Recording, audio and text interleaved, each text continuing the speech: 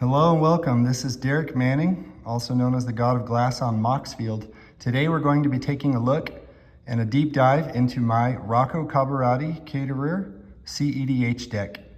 The goal and purpose of this deck was to try and introduce and really bring poison into the cEDH meta. So the goal of this deck is to be a surprise and to poison the opponents as fast as possible. Fun part about this deck is that Rocco Cabaretti Caterer is a pretty well-known staple in the cEDH meta, but for other builds such as Food Chain, Kiki Jiki, Felidar Guardian, Walking Ballista, and Food Chain type of combos.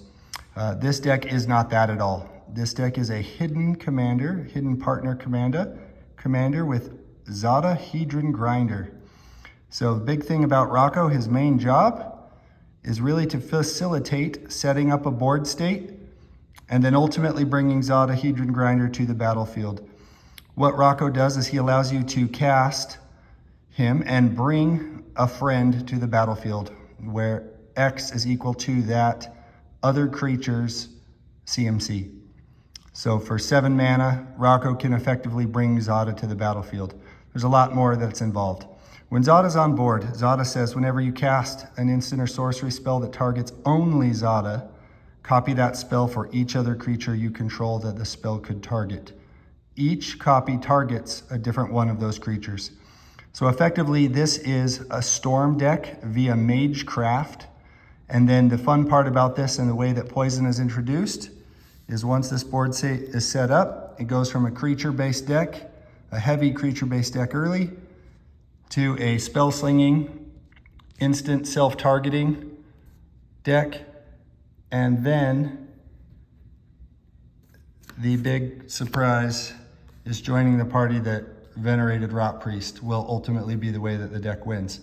Venerated Rot Priest says he's toxic 1, and whenever a creature you control becomes the target of a spell, target opponent gets a poison counter.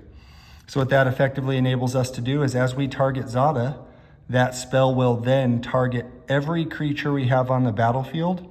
And every time that happens, we will be getting a poison counter with the Venerated Rot Priest triggers. So we can turn effectively a spell that costs 1 mana that targets Zada into a spell that now targets our entire board state and generates a poison counter for each creature that we have on the battlefield. And that is the line that we're going to be looking at.